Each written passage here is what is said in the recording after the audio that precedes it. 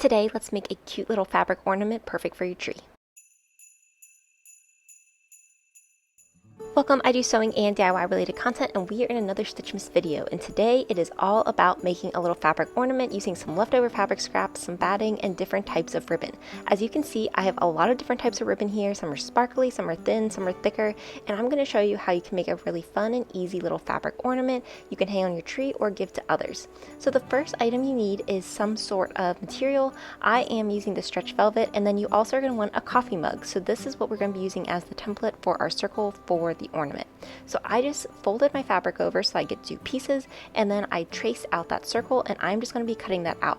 Now I'm making a second ornament. I'm going to make this one slightly bigger, so adding about a 1/2 inch seam allowance to that coffee mug shape, and then just cutting this out either using a rotary cutter or scissors so that you get those 2 pieces, the front and the back of your ornament. Next, it is time to start laying out your ribbons. So I used a wide variety. As you can see, I had some thicker ones, I had some thin ones, and this is really all just depending on how you want your ribbon to be laid out and how you want it to look on your ornaments. Once you have it laid out, go ahead and pin that up so that you can have it just holding it in place, and then we will be taking a seam over the ribbon. So for some of these thicker ribbons, I'm going to be doing 2 lines of sewing, so one on either side of the ribbon. So as you can see here, I am just sewing that red ribbon onto the right side of the fabric. And then for some of these very, very thin ribbons, I'm actually just going to be sewing it once just all the way down, as I don't think it really needs those 2 seams. You can do this with really any fabric or ribbon you have on hand, but using woven cotton type materials will make it a much more beginner friendly project. Once you have all your ribbons sewn on, you're just going to trim off any of those edges, make it nice and clean, and then grab some batting. So for the batting, you are going to put 1 piece of your ornament onto the batting and just trace out a piece of that circle for the batting. This is just going to give it a little bit more substance. And then we are going to be layering the other side of our ornament with right sides together. So it will go the first piece of the ornament, then the second piece, and then the batting will be underneath. And we are just going to be matching these with right sides together, making sure your ribbon, if it has any directionality, is all facing the correct way, and then just pinning all of this all the way around.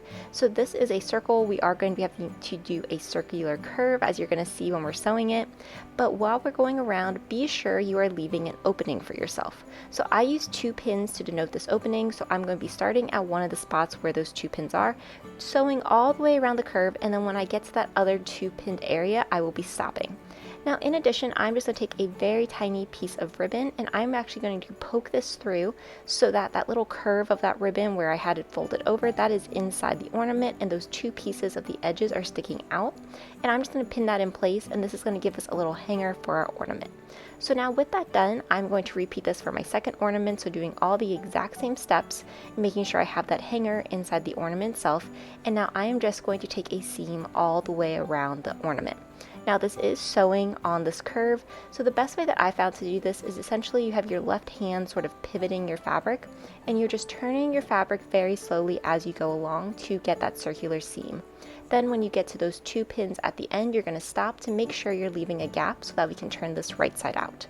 So at this point, I have it all trimmed up, and it is now time to just turn all of this right side out, and I'm just very carefully going to push my fabric through so that I get the right sides of the fabric showing, and this is what my ornament looks like. It looks really good. I just have this tiny little opening, and I am just going to be pinning this closed so that I take a hand seam and finish up the ornament. So now that I have this one ornament done, I'm going to repeat all of those steps with that second ornament that I was making that is slightly larger, and just trimming it all up, turning it right side out, and then making sure that the little hanger looks good, and then I have it pinned up as well.